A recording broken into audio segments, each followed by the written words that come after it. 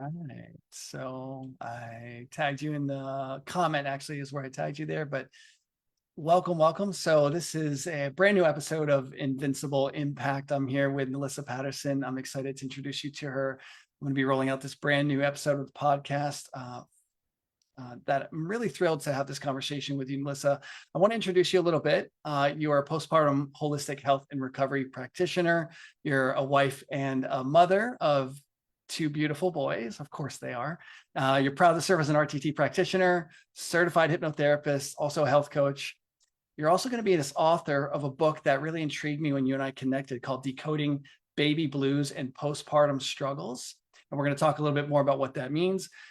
You love to blend ancient wisdom, modern insights to create holistic healing practices, and your mission is to empower and nurture mothers, providing them with the tools and the support that they need for a smoother, more fulfilling motherhood journey. And I absolutely love all of that. That's super valuable. As I was conversing with you and you were sharing with me your wisdom that was gleaned through some serious trial and error and challenge, I was like fascinated. I thought, man, mothers everywhere really need to know who you are, learn from you, because I've heard of a lot of the symptoms that you mentioned and the struggles and challenges that mothers are going through as they're, dealing with pregnancy and then postpartum. There's this whole other universe that I wasn't fully aware of, only partially, and you really schooled me. And so I'm excited to have you here and tell us more about that and everything else that you're up to. So welcome.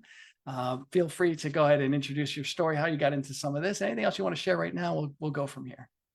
Thank you so much, Vince, for Yeah, having me here. I'm my so joy. excited to really share my story. I don't get to share it often, Mm. but it is what it the whole situation is really why I'm where I'm at now. It's really put everything in a whole for where I am to really help moms out there. I've always felt that it was within me. I remember before I decided to go to college, one of the things that I wanted to do was work in OBGYN. Wanted to work with babies. I don't know what it was. And I saw an ultrasound picture while I was at the doctor's. I wasn't pregnant at the time yet, in my early 20s. And I just knew that I was like drawn to pregnancy, to motherhood. At the time, I wasn't even in the mood to, wasn't family wasn't in the realm of my thinking. I was in my 20s. I wanted to travel. I wanted to, go to college, to have a career and have a really full life before I started a family, because I knew that I would put my all into my children. And so, yeah, I just felt so drawn to motherhood. And when I did go to college, I decided like that's where I was going to go towards. But then for some reason, I ended up going elsewhere for a little bit and decided to just kind of focus more on the heart and vascular um, realm and understand that a little bit more. And then as my career went on, I went back to OBGYN, work with moms with pregnancies and just going through all that.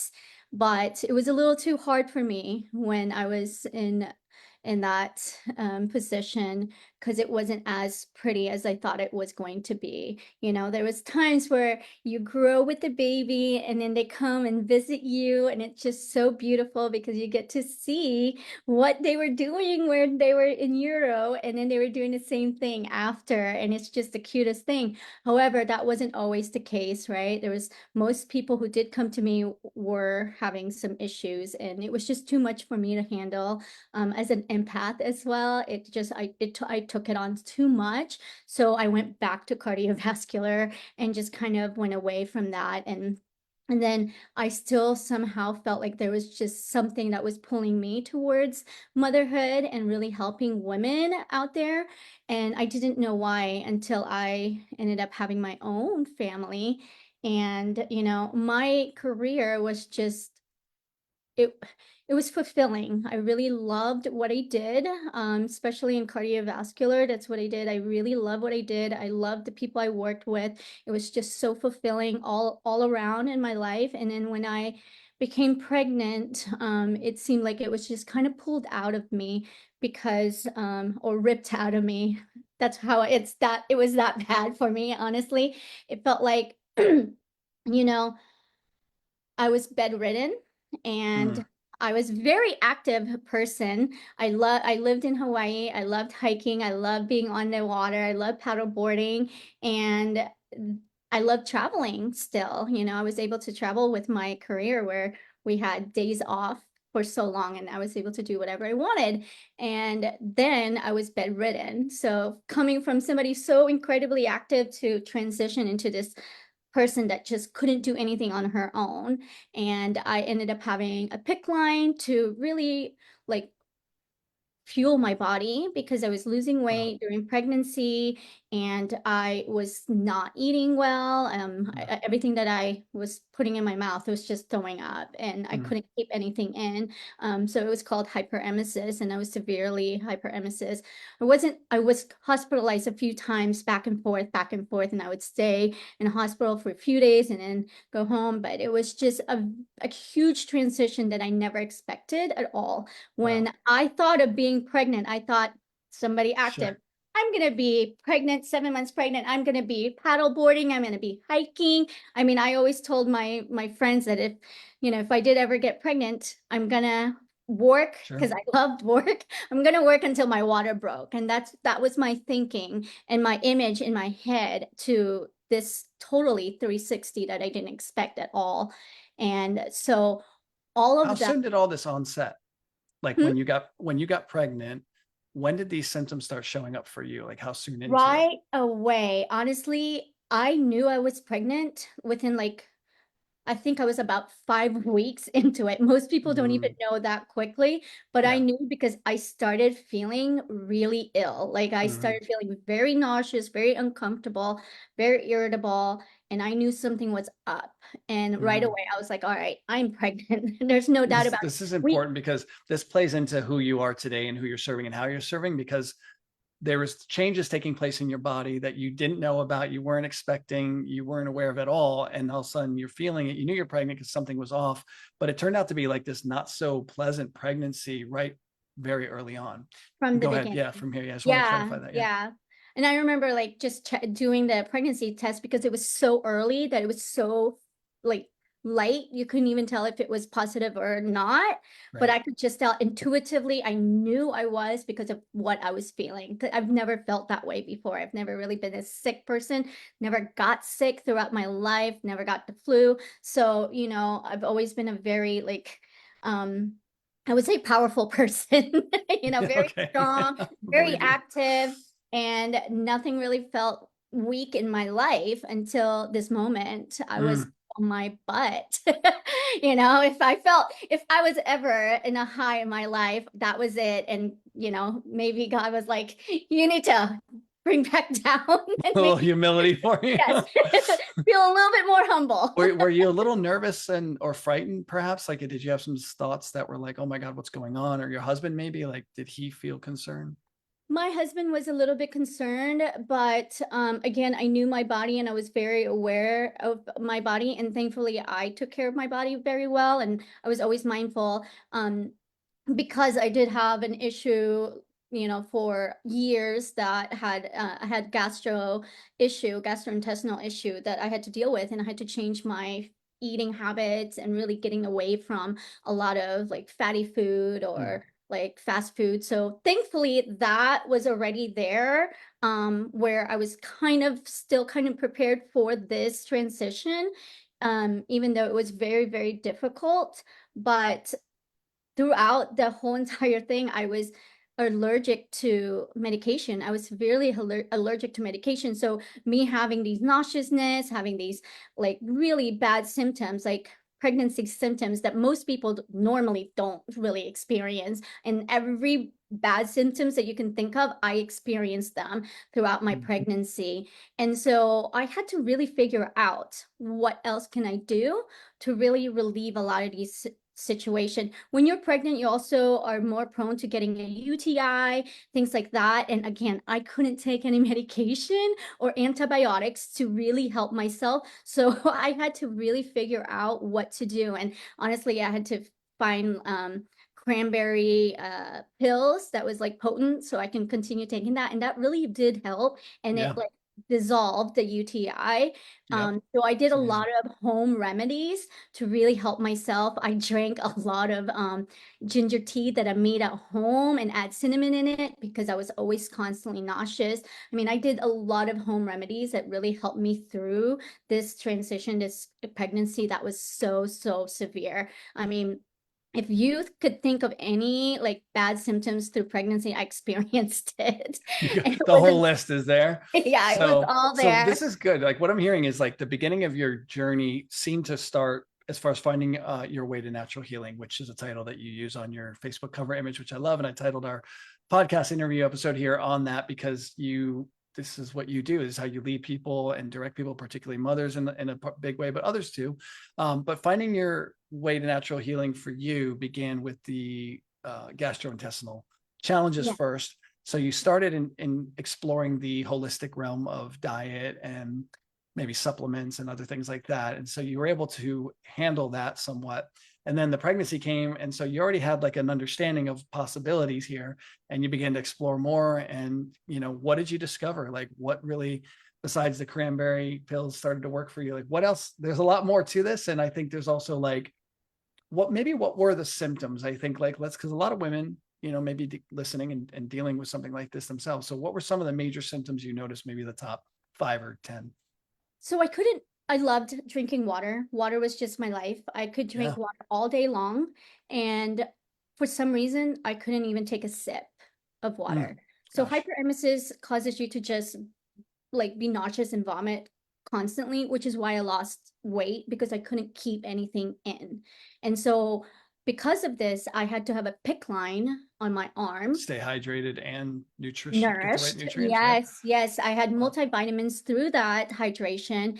And because I was getting IV, but I needed the fluid so much that they ended up having to do a PICC line. That's the last thing that anybody that's pregnant should be getting because it is a risk. You're in risk of blood clots because it goes straight to your heart and Mm, that's how you get replenished. And that was a little bit scary for me, sure. because it's me and then my baby, but I was always very I always believed in my ability to really, I just believed. I believed in God and he always made sure that I was okay and I was strong enough to, Mm, he wouldn't have given me this child if things were gonna not go so well. So I truly believe in that. And so mm, when you said like what else did you think of? When we think about holistic healing and natural healing, it's not just physical stuff or material things. I'm talking right. about mindset as well. Yes. Like my spiritual strength was there. And I truly believe in myself. I truly believed in intuitively that my son was meant to be here. Mm. At the time I didn't know if he was my son, but I did believe that he was a boy. I knew he was a boy right away. And, he always made sure that I knew he was there, even as little as he was. Like I could feel the fluttering, Wow. like jumping around, just like always letting me know that he was okay. And so I just really held on to that because this life was just growing inside of me. And I always wanted to make sure that he was okay. And I Mm, was concerned because I was like, how am I going to really give him what he needed if I couldn't even replenish myself? exactly. And so thankfully, I was a very healthy person, and whatever reservoir I had in my body, he was taking, which is why it was literally That's good. when they say your kid sucked the life out of you, he was doing that. Wow. Wow. The good thing you had reserves. So okay, the PICC line is scary, right into your heart. You're on IV for other nourishment, hydration, and you needed literally minerals and vitamins because Mhm. like your body you were not able to digest and or even like Nothing. swallow, it sounds like. So that was a big symptom. What are some other like major symptoms, maybe in a few bullets that were showing up alongside of it? No, a lot of the things that really came about is, just normal pregnancy stuff like back pains and Mhm. um to me, What none about of the sleeping? I slept okay until obviously at the third trimester. That's really hard to sleep because you have this big belly and you can't really Yeah, get comfortable. I So can't I imagine. sat a lot and I stayed up most of the time because they're kicking in the middle of the night. But those weren't really things that really bothered me, what really got me was emotionally, my emotional burden Mm. that kept coming up and it kept What creeping was that? in. And I just knew that something was not right. And I Mm. remember going to my doctors and I was like, there's something not right. I don't feel this way. I've never felt this way before. I don't know what this is. And it was always like, it's okay, you're pregnant. Don't Right. worry about it. I talked to Mm. people and they're like, it's okay, you're pregnant. Don't worry about it. But I knew something wasn't right. Yeah. I knew something was just not right Mm. in myself, in the way I was thinking. Um, I felt alone. I felt distant. I felt very just didn't know who I was. I felt like I was losing myself Mm. in this just weakness. I came from a military background. My dad was in the military. So, and then my mom's Filipina. So it's very strict home. Mm. And being weak and then also being in a medical field, you want to look like the superhero. You don't want to look weak in front of people. So, this felt like I was weak because I couldn't really do what I would normally would do. I couldn't go outside because I had this IV pole next to me. I could barely go to the bathroom because I had this IV pole that I had to take. I couldn't shower on my own. I Mm. couldn't do anything. I remember I tried to clean the refrigerator with my IV pole and I broke the Oh, container and my husband's like, what are you doing? And I was on the phone and I was like, yeah, I got glass everywhere. But see, I was still trying to be a sure. normal person and I couldn't. So I was stuck in an IV pole with an IV pole for about 16 hours a day. I couldn't eat. I couldn't go outside. I lived in Hawaii. So it was just like all of this was really bringing me down into Mm. this dark moment. And so the more I ignored it, the more it kept creeping up and Mm. got Got worse. louder. And yeah, like I couldn't believe that I was in that position. I would So not there believe. was a psycho-emotional component and a physiological component. Your Oh, body yeah. was just undernourished because you're not able to keep food down, but you're now also struggling psychologically and emotionally, and you didn't really understand it, in fact, what was going on yet. I mean, you started to come Right. into learning in a bit, there's a breakthrough moment or a pivoting, like what happened Well, a lot of denial. first. Okay, first it was So denial. Okay. long, for so long, a lot of it, especially coming from a very strong, independent woman. Like Mm. I denied all of it. And we talk about mindset and being strong with Mm. your mind. And that's what I try to do. So this is what I always told people what it felt like. It felt like I was at war with myself.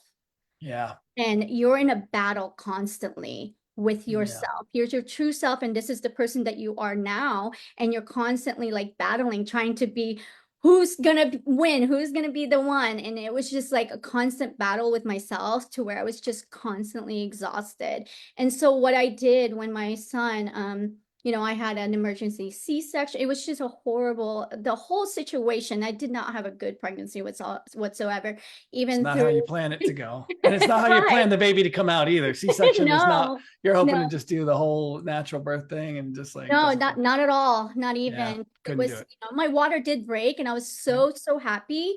And everything was coming along during like we went to the hospital. I was dilating properly, and then I got stuck at 9 centimeter. And I was stuck at 9 centimeter for about 12 hours. Oh And they gosh. gave me That's, medication to open it up. They kept trying to pull him out.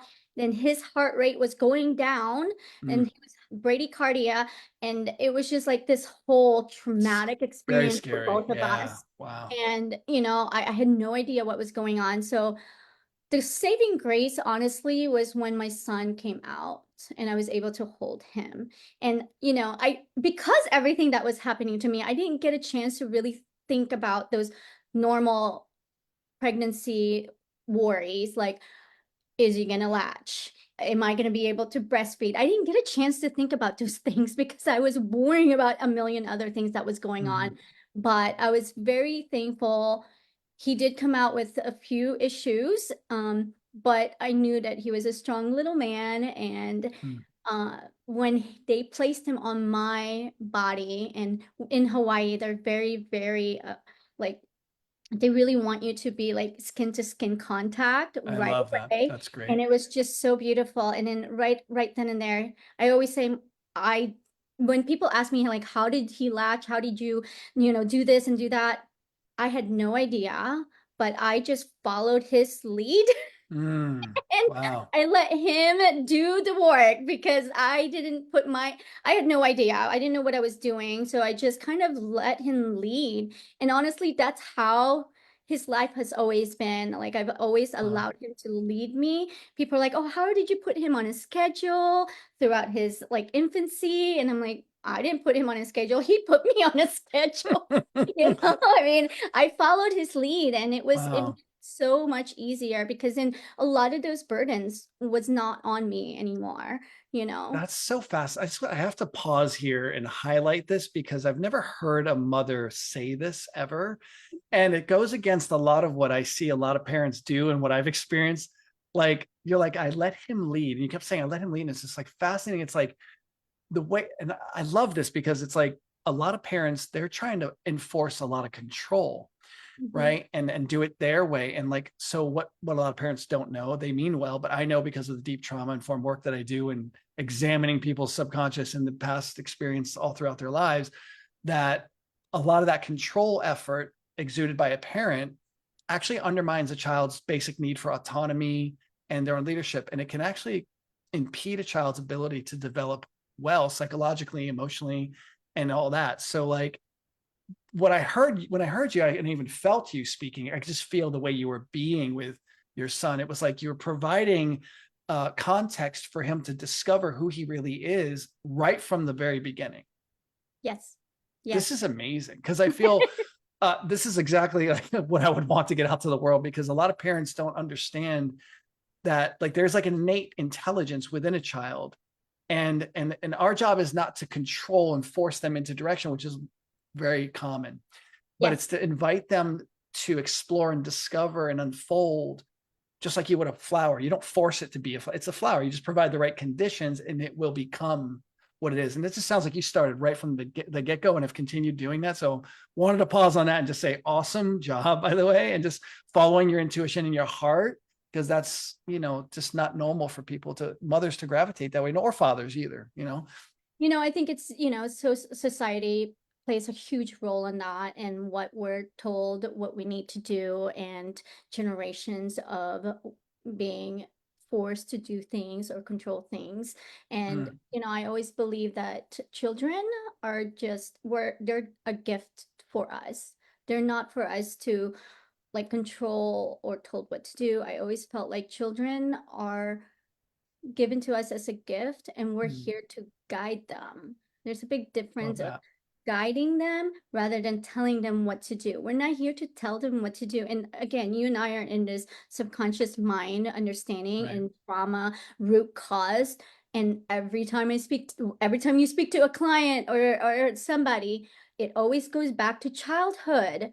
And Definitely. this is something that I already knew from the beginning. And I'm so Mm, glad that I went back to school to really like solidify that feeling and that thought, because so good. when we're not allowing them to grow the way they're supposed to, and we're not guiding them, then, you know, that happens and it comes back and hits us when we're in an adulthood. And then we go back and say, what's wrong with me? Why can't I do this? Or what is holding me back? What is this limited belief? It's because of the things that we were influenced or forced to do, and we're not allowed to do our own purpose. I remember when I first started doing RTT and I focused on life purpose, and so many people did not know their purpose. Some people didn't even know what a purpose was.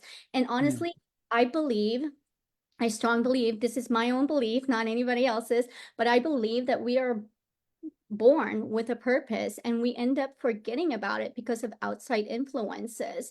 And so when we get You older, say it's a belief. I just want to tell you that for me, that can be an observable fact.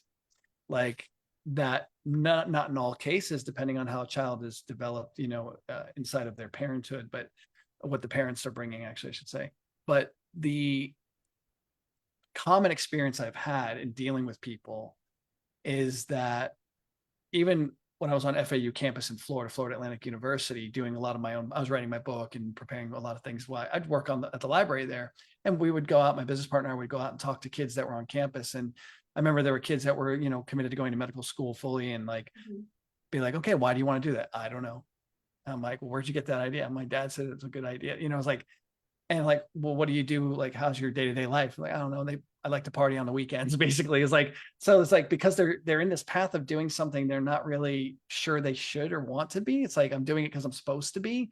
Like, there's no core alignment. And then of course they're out drinking, partying, drugging.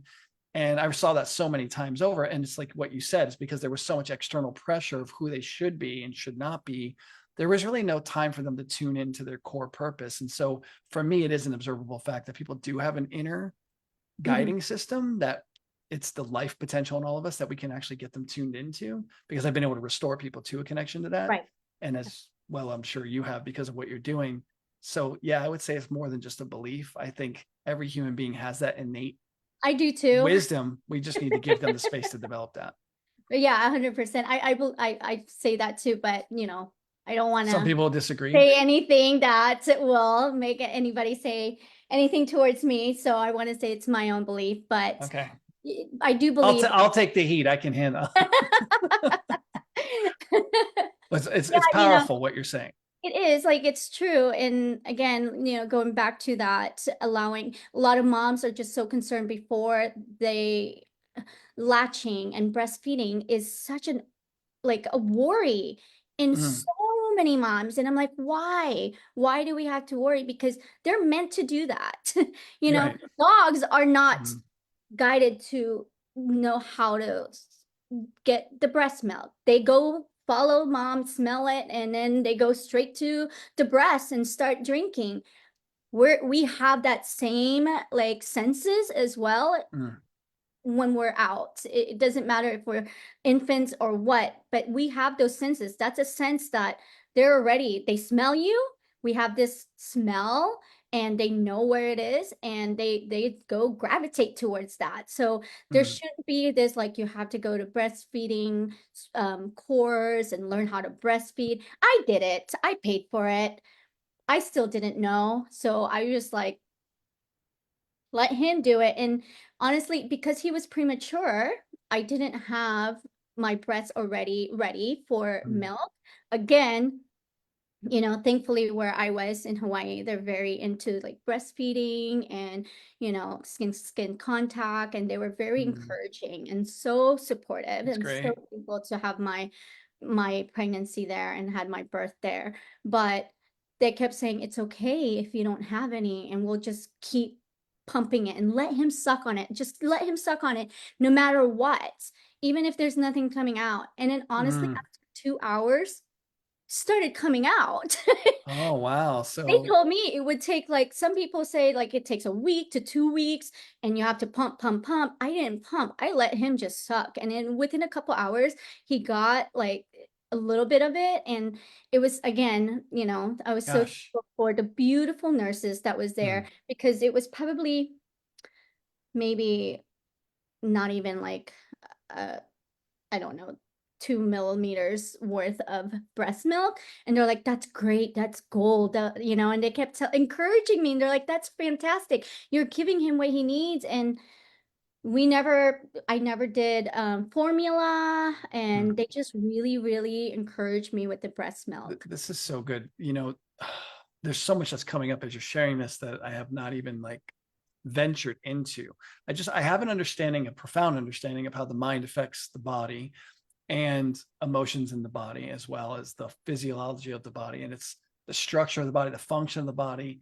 And there's just so much coming up that, like, how many women could be psychologically and emotionally compromised, and because of that, that's affecting their body's ability to produce the breast milk, or their own ability to be intuitively sensitive to their child's real needs, and so on. Like, there can be a lot of conflict in the woman. This just makes me think there's such an important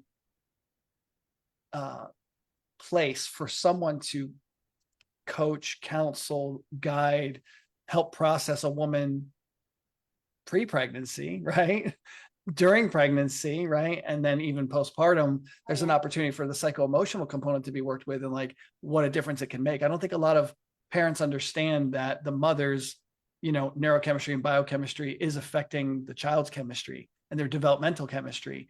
And there's emotional frequencies that the child is feeling. Everything the mother's going through is present for that little child. That child is growing up in a context of mom's mind, emotions, and body all Mhm. together. And there's Mhm. all kinds of waves and ripples between thoughts, emotions, feelings, and other physiological factors taking place, the nutritional levels and all that stuff. So there's a lot of room for support in that area. And I would like maybe for you to speak a little bit about that for a moment. Like what would benefit a woman, like pre-pregnancy, even during pregnancy? Like what exactly do you think is like, what could you prescribe? Say, hey, if I was going to be a mother again, like, and start fresh, this is what I'd like to have, all That's three what my levels. book is about, to Yeah, really focus. First of all, we have to get our mindset where it needs to be, and really working on believing the power that we have within us as a mom. absolutely. And one of Love the that. things that I told you before is I want to really push this. This is very like a pressure that I want.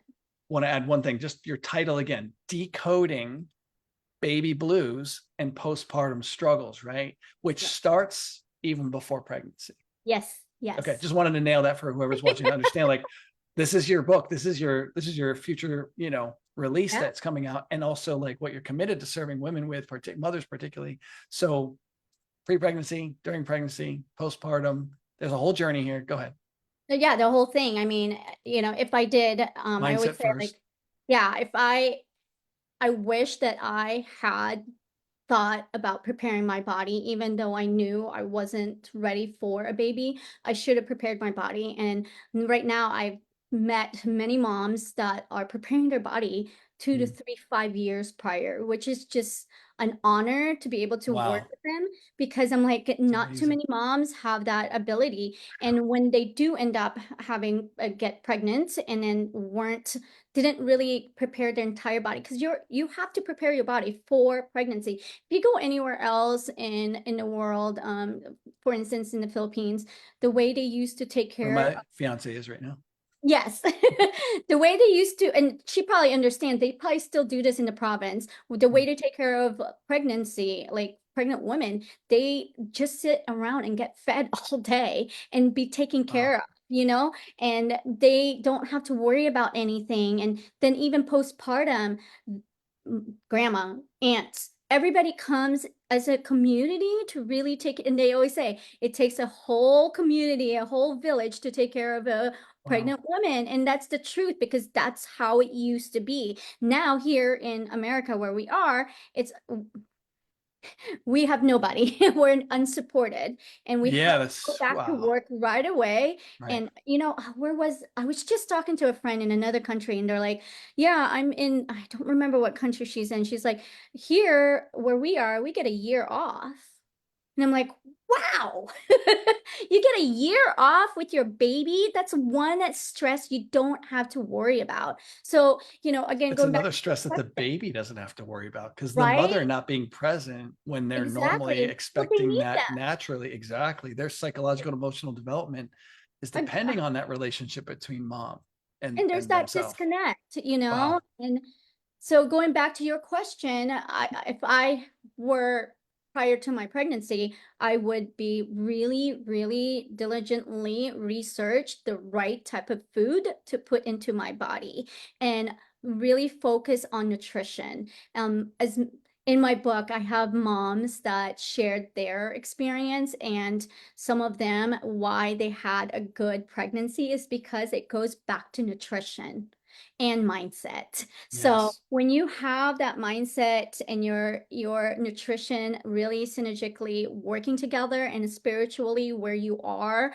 and I'm not talking about going to church and being with God. I'm talking about like really fully on understand spirituality and like align that with who you are. It will make pregnancy so much, because being pregnant, that's sacred. That's a Mm. divine, gift. It's That's a so miracle. sacred. It There's is. I so much mean, happening, and it's like, how in the world does this happen? that's why I was going to say one of the things that I love saying, and I like to really put it out there, that there is not one thing on this world. I'm going to tell you right now, there's nothing in this world that can create life but a woman. Yeah. Okay. Let's sink that in. We should be taking care of women. We should be taking care of moms. We should be loving and nurturing them and caring for them like we used to back in Yeah, the because day. the as I said before, the baby's growing up in that context of the mother, and so everything. I think you and I are aware because we know the hypnotherapy background and the deep trauma processing, and we understand how deep memory goes and how the body records and remembers pain and then fear, and then the amygdala is constantly looking for the amygdala in the brain is looking for something that correlates to some painful event in the past to help warn the system, right? And like that can trigger people and really dominate their thinking, their emotions, their whole life can be severely affected by that. But a lot of people don't understand, developmental trauma, precognitive trauma. It's basically Mhm. happening before you're thinking. So your attachment wounds, which is something that happens when you're supposed to be connecting with mom and dad, feeling safe, secure, supported, needs are being met mostly, ideally.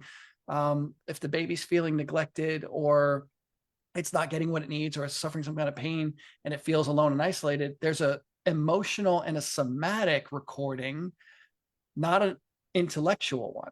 It doesn't have language as a baby. It doesn't think yet like we do. It emotionalizes and it feels in its body and it forms conclusions about how safe the world is or isn't. Mhm. And a lot of people don't realize like that when they get into relationships, this stuff actually shows up pretty heavy, which I learned the hard way. So you may have explored a bit too. But it's important to understand like this preparation, like these girls that are preparing 2 to 3, 4 years in advance. It's like, oh my gosh, like it's not just about capturing body, nutritional needs, but it's also about preparing mindset, your emotions, your whole psycho emotional, physiological state together play a Mhm. role in the quality of this child's life, and how they're going to develop coming forth. So tell me some more. I think we're on to something really powerful here. Yeah, it is an honor to hear women out there that really are wanting to prepare. And I think that's so fantastic and so great because that is our future generation that they want to create into this world. And if you get it set, I mean, anything that you do, you have to prepare, right? To make sure that it's the right way. It's perfect. It's great. So why don't we prepare for pregnancy? That's Hmm. like the Do biggest you have thing a that training program for this? I'm actually working on it right now, Yeah. and I'm working for where I used to work with women for 3 months, and I realized 3 months is just not enough, right? Yeah. So I'm working on a long year program where they There can we work go. with me one on one, and I really help them through this whole thing from beginning to the end, or meet them where they are and then continue on. Because just because postpartum we had the baby, then we're done. We're not. Life keeps happening, and more um, overwhelm can keep creeping into our lives. And obviously, you have this kid that you have to take care of, and then other responsibility starts popping in. So you don't get that year, time to yourself and your baby like other countries do. Yeah. So we have to take what we have here, right?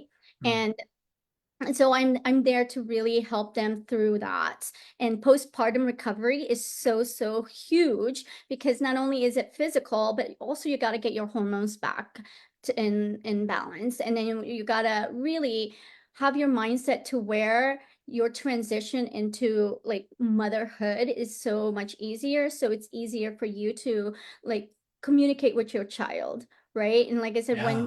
my baby was born, I just followed his lead the whole entire time. So I knew he always woke up at the same exact time every day. I saw that. He needed to eat at the same time every day. He played at the same time every day. So he put me on a schedule and I made sure that I knew. And if I was off even by 5 minutes, he would lose it. So Hmm. I couldn't, Wow. he kept me in line. Well, it's so beautiful also that you're so sensitive and attuned to him. And I think that I think a mother's natural state is to do that most times, unless the mother's severely like stressed, there's a lot of stuff going on that she's in command of and or has to be responsible for, and maybe or she's psychologically emotionally compromised with a lot of trauma and unhealed wounds, and then she may be less sensitive and attuned. So I think what you just shared is important. I think there's a lot of guidance that women could receive to be better attuned with their child going in. I think group coaching would be great, also in group support, just because Yeah. mothers being able to do this all together with you. I just see a powerful environment. Nutrition, psycho-emotional conditioning and preparation, spiritual alignment, right? Understanding themselves as cause and creators, and faith in the sense that like, I can trust that there's innate power and presence within me that cares that life is good. And, having that core conviction can be really important. So there's so much there for you there. And then I would love to just focus a little bit in on the postpartum stuff, like the hormone. I didn't even know a lot about that until I talked to you, which is part of what I want to do this interview with. I was like, whoa, like that wouldn't even been on my radar. So, and I'm sure there's women who don't even maybe know that that's coming. And I think just focus a little bit on like what actually happens, maybe neurologically, biochemically, whatever. Yeah, exactly. Like a few of that. Yeah, I bet. And again, that's But most why, people go into it in ignorance is my point. Like they don't even right, realize that that's coming. And then they land in it like, oh crap, now what? And they still don't even know what to do because they didn't even know it was coming, but so let's talk about it. exactly. And that's what happened to me. I was a new mom. I didn't know what was happening to me. I was always a very happy-go-lucky type of person, very easygoing. I rarely felt sad in my life. The only sadness I felt was when I lost my brother. And even that, grief was easy for me. And so having this feeling of depression, which I didn't want to say it was depression, but I guess it was at the time. At the moment, I didn't want to believe that I was depressed because to me that was weakness. And now I know better. I'm not going to say that that's weakness. It's just part of an emotional stress that we have, and then our mind reacts to it. So, you know, so I'm saying like now I lost my train of thought.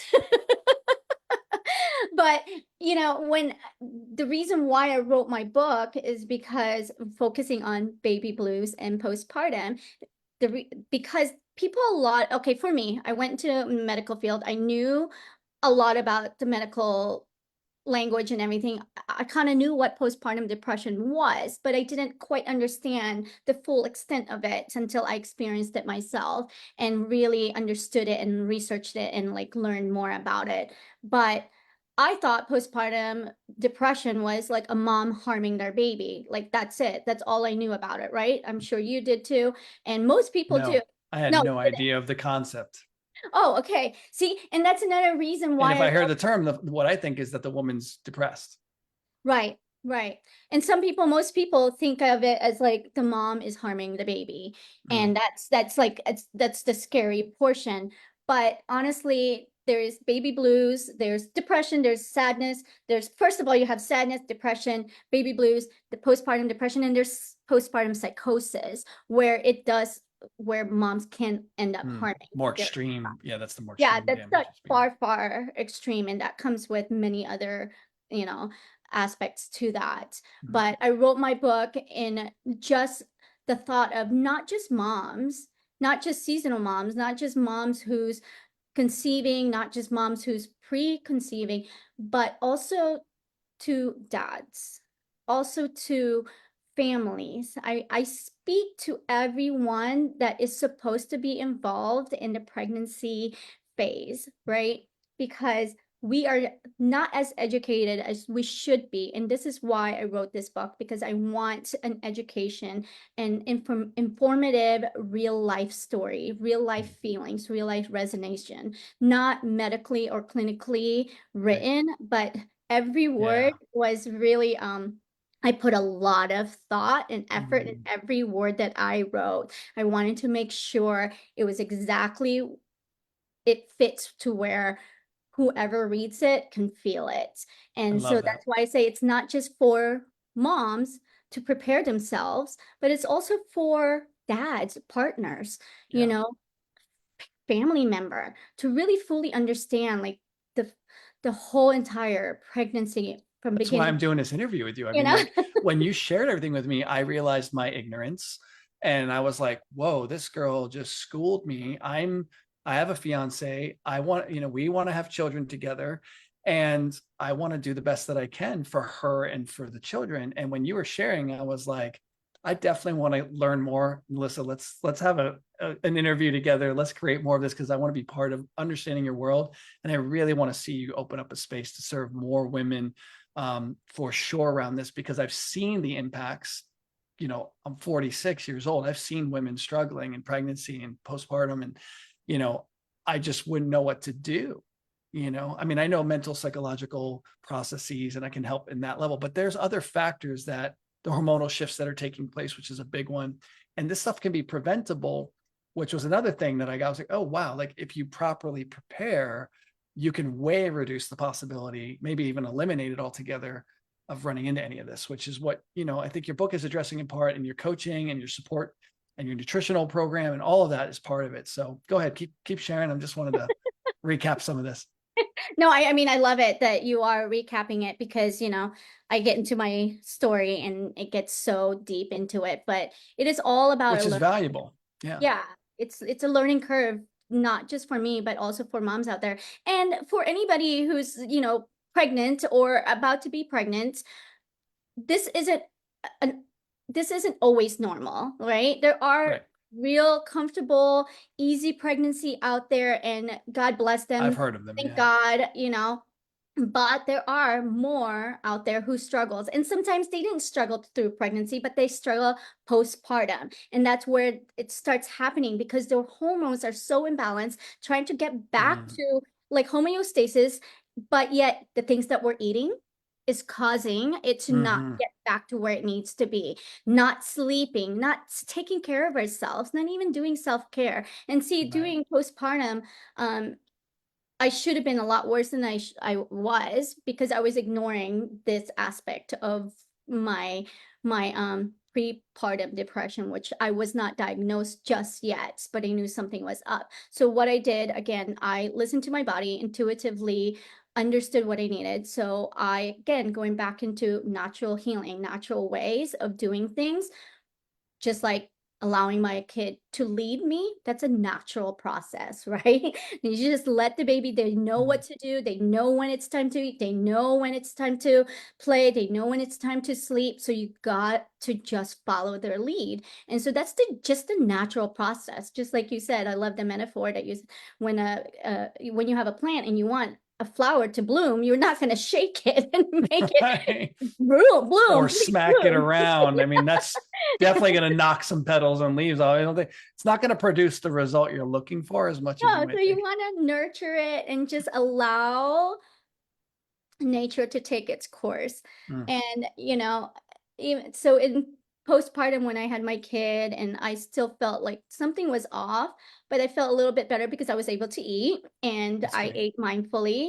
Um, I didn't have the nutrition that I have now. I wasn't available to me then, but I'm thankful that I did still try to eat as healthy as possible. I made my kid his food when he was ready to eat. Like I didn't do any formulas. I didn't do any like baby food. I made everything at home as naturally as I can.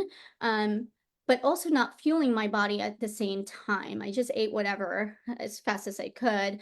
But I always went for a walk every day, 3 times a day, with my baby. And it was time for us to connect.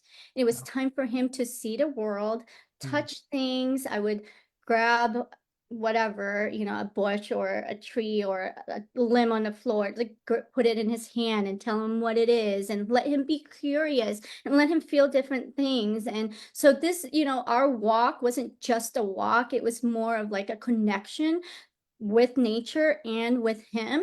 And so I did this quite a lot, and that really helped, I mm, believe, throughout that whole ordeal. And And I remember talking to my husband, sometimes I would cry in my closet and hide when my baby was asleep. I'm like, I'm crying and I don't know why. And I'm Mm, in the floor, like in a fetal position, just bawling mm, because I felt like I wasn't me anymore. And, going back to like loss of identity, I just didn't know who I was anymore. And I was just mm, slowly going into this deep, deep, dark dive.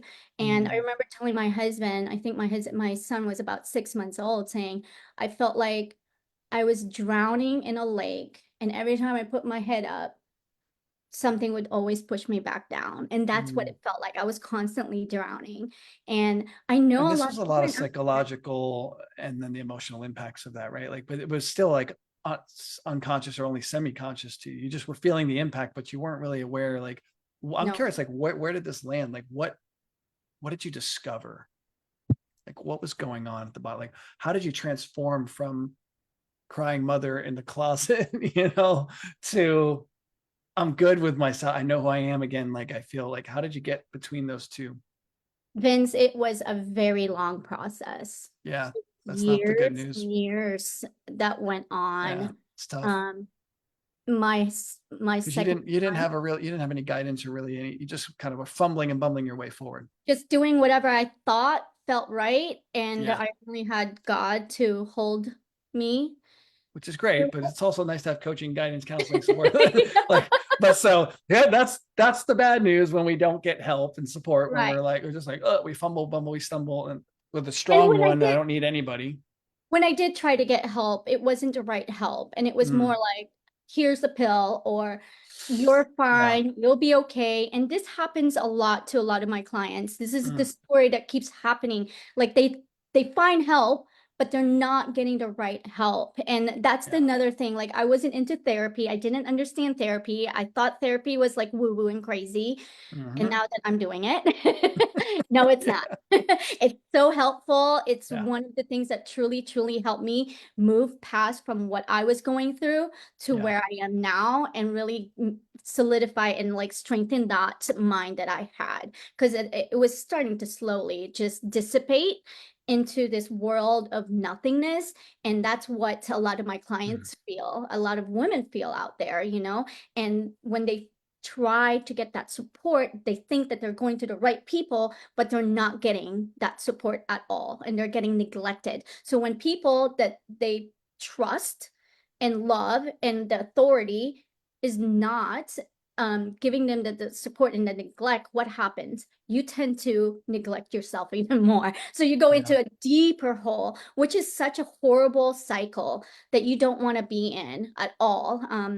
And it was terrible for me to be in that position, and never thought I'll ever be in that position, because I've always been a happy person, Yeah. always laughing, smiling, to this just like I just felt like I was nothing.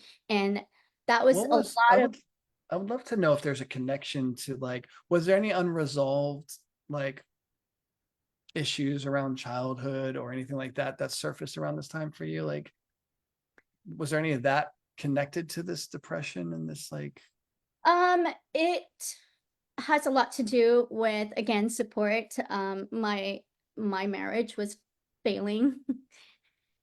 So when you don't have, again, the support that you expect, a lot of women also that I've spoken to that had a really good postpartum pregnancy is because they had that support. mm, They had that husband. They had that person that was there to really do half of the job, so they didn't have to worry about everything. And that's another, and that's what I talk about in my book as well, is community and support. That's another key yeah. component to all of this, the nutrition, the mindset, but also support and community is so, so important. And I went into myself. I pushed back Mm, away from you everybody. isolated. I Mm, just lonesome type of person, and just literally disconnected myself from the world, myself. And then when I did that, I disconnected spiritually, and I mm. completely disconnected from everything. And I think that a lot of moms go through that because they try to reach and say, hey, I'm drowning here, and there's no one to Mm. really. And not that, I feel like I don't think anybody tried to make you feel that way, but because they I, didn't understand. that's what I'm going to get to right here, is that I think there's so much room for husbands to be educated on how to handle their wives properly in communication, understanding, having some basic knowledge of what she's going through and that kind of thing, but also knowing how to relate well emotionally in communication. I think it's a big issue. I work with couples, and like I see, there's just a lack of ability to communicate effectively. Talking about stuff that isn't really the issue. There's other underlying invisible issues. And I think there's an education there, plus the communities knowing Mhm. like how to relate with pregnant women. For me, it's always been an honor when I see a pregnant woman. That's sacred. It's like, it's always been a sacred thing. Once I transformed my life in the year 2000, I was like, I saw women carrying a baby and it was like, oh, wow. Like just so miraculous to me. And like, ooh, and I think, and it's not like, oh, like ego thing. It's like, no, a woman needs to be revered at that time, because like bringing new life, it's like every new child is a potential expression of something really wonderful in this world. Or we could give birth to an Adolf Hitler, and it's like, you know what I mean? So it's like, it matters, and the impact can be severe, and it starts right there, even at conception, right? Preconception, really. There's like, what's the relationship like before and then during the moment of conception? Joe Dispenza was talking about something so powerful in a video I watched the other 10 minutes. Yeah. And he was talking about that the parental emotional, psychological, and emotional condition at the moment of conception, right? When they're making love and baby is like starting to be having that possibility of existing through conception, that their genetic production Mhm. is going to be affected by the emotional condition of the parents. Like there's going to be like an imprint of emotional conditioning that will affect the baby's ability to develop psycho-emotionally and physiologically even. And so that's just fascinating. And he got into some of the technical science stuff, which we'll leave that. I'm like, let's keep it to the book. Fun, connecting, simple. But the fact is, there is data that shows that this Mhm. happens, and how important it is to really, even in the act of lovemaking, like what are your attitudes towards your wife, sir? Like how do you feel about her? Because it matters if she gets pregnant. And ma'am, like how are you feeling towards your husband and your partner, whatever? Like that matters. And I think that's not taken into account a lot. You address mindset a lot, spirituality at its core, mindset, emotionality, and then trauma. What would you have to say about, let's like, what would you like, let's say we're going to wrap up in a few minutes. What would you like to leave everyone with that's most important, in your heart, for mothers, for everyone really, to understand? Yeah, and I think that you're right. Men are part of this, and I actually talked to you about this, and I was like, I love that you had this podcast talk about um dad bod. And I was like, that's one of the things that I really want to bring an awareness to, because this isn't just a mom situation. This is a two people situation, right? This isn't just a dad. This isn't just a mom. It's a whole, it's unity of togetherness. And so we also need to focus on the dad themselves. And I remember talking to my husband and the things that he was going through. We don't get to sit and say, hey dad, what are you feeling? How are you feeling about just about to have a baby?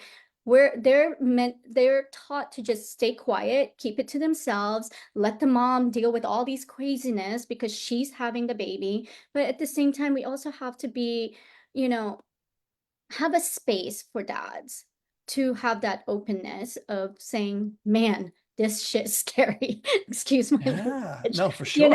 and That's they're how more it is. terrified because they can't control. And guys like to fix and be able to Totally. just fix things. And now she's going through all these things, and there's a human thing living in her, and he can't do anything to fix that. And in my situation, I think that's why our marriage started falling, is because I was going through so many physical, emotional, mental anguish that he didn't know how Yeah, to he feels handle. powerless, and it Yeah, and it and wrecks him because he's like, exactly. And so he's he destabilized veered off. psychologically, emotionally, of course. Yeah, Mm-hmm. doesn't And want he to deal with it. disconnected, and it was just like, so there was no support on my part in that either. And communication is so, so, so, so important, to Mm, your right. And mm. neither one of us, we were new parents, right? We were newlyweds, we were new parents. Everything was new to us, and we didn't really have the education to understand, like, how does this work? And I think that even going to like marriage counseling and stuff, it was not the right type of counseling. That's another thing that I wanted to Yeah. really like go back on, is that I did go to counseling, we did go to therapy, we did go through all of these things, but if you're not going to right therapy who specializes with whatever it is that you need to fix, you're not going to get help at all. And I had to learn this the hard way. I had no idea there was actual specialty in therapy, and they don't really announce this to anybody, which they should say, hey, this is what I do. They don't take anybody, just anybody. They should be like, I don't do this, I don't do marriage or relationship, go to this recommendation. But instead, Yeah. they just take you on because they think that they can take everybody on, and that's not, it's not helpful for anyone at all. So when you are searching for that therapy or a therapist, please make sure that you read about them, know what they specialize in, what they work on, because if they've never worked on anything that you have going on, it's just Yeah. a dead Ask end. lots of questions too, and, Yeah. and build a little bit of a relationship first, because Right. I went to a number of marriage counselors and relationship counselors, and you know, that was their specialty supposedly. And like, in all honesty, they were just lacking the skill and the unbiased approach. I noticed too, Mhm. sometimes it's very easy in relationship coaching I do a lot of relationship coaching and I take no sides ever. It's like my number one rule is like, I don't care if she tells me he's a narcissist, he's done this, he's abusive, he's whatever. It's like, okay, I hear you, I understand. Let's take a look. I'm always looking to empower the individual, and everybody's innocent. Like I bring no guilt to the conversation. I think a lot of therapists, and I've heard this from a lot of people that I've worked with, quickly side with one or the other because they identify more with that person, triggers their own victim wounds, and then they start to see that person in a bad light. And it's like, well, that's not going to repair anything. So, and there's other things that break down in other therapeutic environments where they're not skilled and they don't know, and they're just taking somebody on. So yeah, really good point that you made. Is there anything else that you want to, Well, the one convey? thing that I really, in closing, I want to just really be here to ensure that every mother feels valued and supported and truly empowered. Mm, Because when I say valued, I'm talking about like being heard. yeah. I think it's not just moms, right? We're going back to both the parents, the Yeah. husband, the partner. They need to feel valued as well. They need to be, Yes.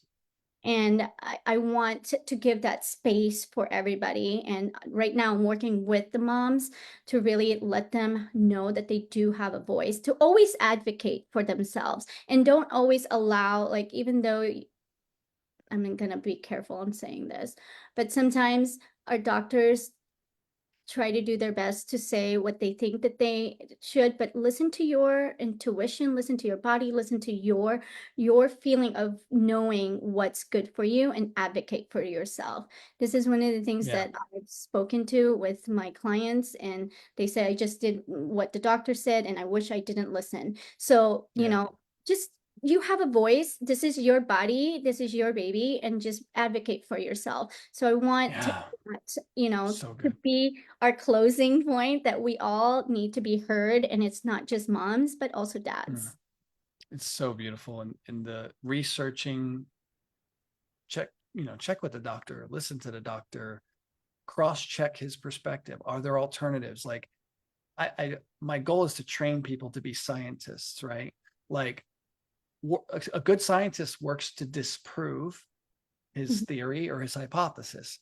And then if he works really hard to disprove it, or she works really hard to disprove it, and just cannot, you're left with something pretty solid. And I think a lot of people are either lazy, they just don't want to do the work, they don't want to take the time, they don't know how, or they don't want to be disappointed. And it's like, test your theories, test your hypothesis, test what you hear, because we know more than ever that doctors do make mistakes sometimes. They do prescribe things that are not necessary. They initiate surgeries that were not necessary. There's a lot of information that happens, and so there's advice that's given that's actually not sensible. It's not all doctors, but like, they're human beings just like Mhm. us, and who knows where they're coming from and what their perspectives are. Just because they are MD doesn't mean they have the title of God and all knowing.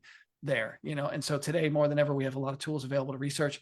You provide women with a pathway for nourishment. You're into like regenerative farming. You're into you know, superfoods.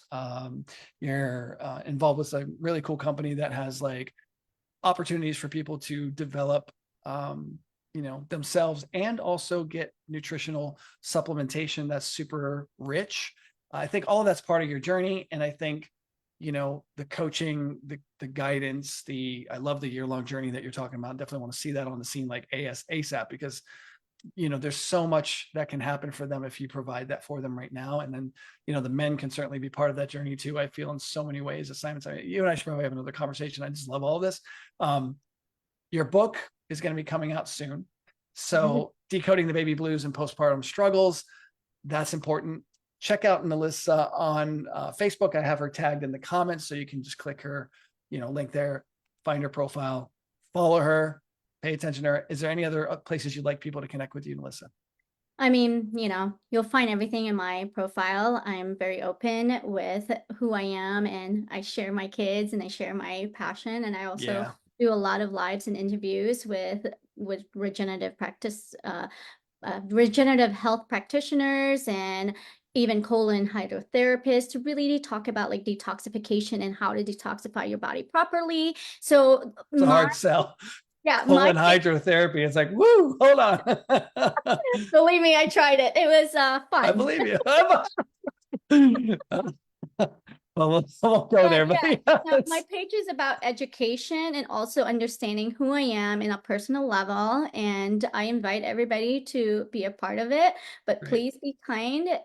If you don't, you know, resonate with me, it's okay. We don't always have to resonate with each other, but just be kind when you come into my page, because I do talk about a lot of things and a lot of different things, but they all came Yeah. from my own personal experience as well as my medical background. And Yeah. so, yes, I invite everybody to come and say hi. I'm there. I do a lot of lives. Please say hello when I do So good. them. I'm here to answer questions. I have so many professionals and practitioners out there that can answer amazing questions for you guys. So thank you so much for listening to me and my So good. story. And we'll probably It's a get back great story. on because there's just so much more. Yeah, there is so much more. And I would love to do another round too. Only if only so I could get the education. But I mean, I'm a hardcore scientist, no bullshit kind of person. Like I strip things to the bare minimum. Like I want to know what's real underneath it. And I've spoken with you now for a few hours total. And it's been like you're legit. You know what I mean? Like there's no doubt about it. Like, you know what you're talking about. You care. No, there's no doubt about your integrity and sincerity and serving. And like your heart is like huge, but you really know this realm. And it's like in my heart, before I met you, it was like children are the future, no doubt. And it's like, but it starts here, even before pregnancy, preparing in that way. You have a lot to provide women and husbands and the world really with, to be able to make that process much smoother, not just for the mom or even the dad in the sense, because he's going to have some understanding and ability to support his wife in a way or his partner in a way that he never did before. But like the child now gets something that they would never have. It's the right nutrition, the right psychological and emotional states that they're growing up inside of during the pregnancy. Like all of that matters. And I'm just like, you are important. So let's get you out there in the world. And like, you're just such a blessing. Thank you so much for being here. Thank And you. yeah, we'll definitely do another round two of this. I think this is so good. Thank you for Thank you. being It here, was so much Nilissa. fun. And it was Yeah. great to be with you. And thank you for this space so much. And I Yeah. really enjoyed it. And thank you again for allowing me to share. You are so welcome. We're going to do this again. It's such a gift and a blessing you are. And yeah,